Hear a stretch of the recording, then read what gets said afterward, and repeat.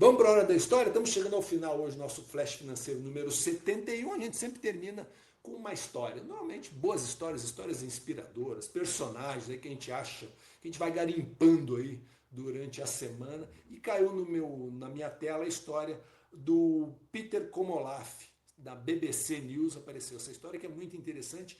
Ele é de filho de pais nigerianos, ele nasceu na Inglaterra, nasceu em Londres. Com 3 meses de idade, a família dele não tinha condições de cuidar dele. Fizeram um anúncio para colocar num lar adotivo, para alguém adotar o Peter para cuidar dele. Olha que dificuldade, olha isso, gente. A gente que é pai, ouve uma história dessa, só de ouvir isso já dá uma pontada no coração. Você tem que colocar o teu filho num outro lar que você não tem condições de cuidar dele.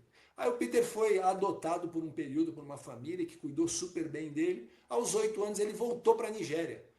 Ele foi para a Nigéria, né? Que ele nunca tinha dos pais, estava na Nigéria. Aí ele foi para a Nigéria se encontrar com os pais biológicos. Ficou lá um tempo, ele só falava inglês, ele era o estranho na turma, lá todo mundo, pô, quem é esse menino e tal, não sei o que, ele não conseguia falar a língua nativa da Nigéria, que eu não sabia, na região lá é o Yorubá. Yorubá que também é uma língua que até se falava, os escravos que vieram para o Brasil falavam Yorubá, engraçado, estava lendo sobre isso, muito interessante. E aí o Peter chegou lá, quando chegou na hora de terminar as férias, ele achou que voltar para Londres, não, voltou não, ficou lá com a família biológica dele, ficou mais 10 anos lá, dos 8 aos 18, quando terminou o ensino médio. E aí ele falou assim, pô, deixa eu tentar voltar para Londres, ver se ele conseguia achar emprego, conseguia fazer a vida dele. Voltou, não se comunicou mais, não entrou, não foi morar com a família adotiva, que ele ficou até um pouco envergonhado, porque já tinham ajudado ele, mas eles não receberam ele do mesmo jeito, porque ele tinha passado 10 anos fora, né? Tinham perdido o contato. E aí o Peter entrou numa situação de morar na rua, morar de favor, sabe? Entrou numa crise muito... Imagina um moleque com 18 anos enfrentando essa situação.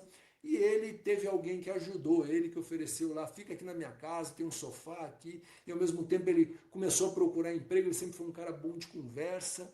E aí achou o primeiro emprego, deram uma oportunidade para ele trabalhar no mercado financeiro. Ele começou a aprender, foi se dedicando, e aí voou. E hoje se transformou aí num dos grandes consultores financeiros da City Londrina, escreve livro, é palestrante.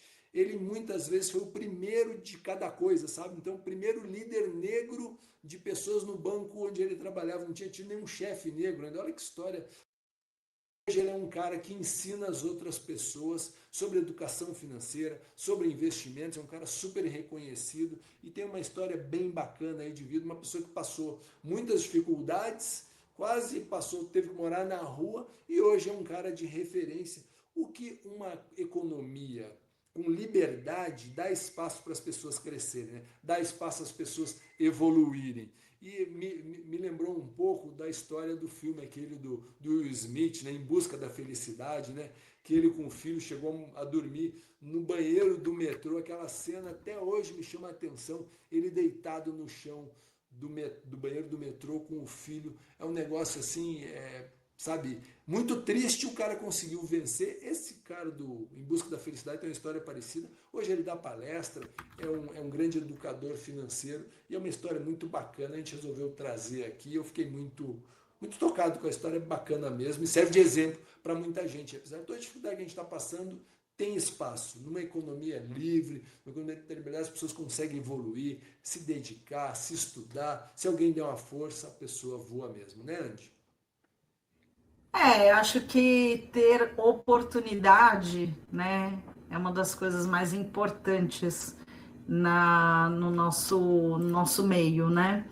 Então, me lembra também um pouco o professor Gilvan Bueno, aqui do Brasil. Não sei se você conhece ele, que também é uma pessoa que veio da periferia, lá da Bahia, né, com poucas oportunidades, e também hoje ele é uma inspiração para muitos jovens negros periféricos, porque ele também, né, assim, alçou voos muito altos aqui no Brasil, na área da economia e das finanças, né? E ele inspira muita gente. Então, acho que é muito importante quando a gente vê exemplos representativos de pessoas que vieram de situações de vulnerabilidade e conseguem conquistar o espaço, né? A gente sabe que é uma minoria, a gente sabe que muitas vezes Não é uma questão de meritocracia, porque é importante a gente entender os privilégios que pessoas como nós, brancas, que vêm de outras, né, muitas vezes uma criação mais privilegiada, têm, né, e que essas pessoas precisam, na verdade, se dedicar e se esforçar dupla, triplamente para chegar lá, né? Então, eu não acredito muito nessa coisa da meritocracia. Eu acho importante a gente pontuar o contexto de onde a pessoa vem, e por isso mesmo esses casos são muito mais inspiradores, porque eles demonstram uma superação das condições adversas para chegar aonde essas pessoas chegaram e abrem espaço aí para o sonho dessa garotada que vem aí na carona, né? Que fala, poxa, se ele conseguiu, eu acho que eu também consigo. Então, isso é muito bacana de ver e de valorizar. Mas a gente não pode deixar também de pensar em mudar a sociedade para abrir mais espaço para que mais pessoas possam também ter oportunidade. Beleza, Andy, tá dito. Boa semana para você, boa semana nossa audiência. Semana que vem a gente se vê de novo aqui no Flash Financeiro. Valeu, gente, tchau. Obrigada, tchau, tchau.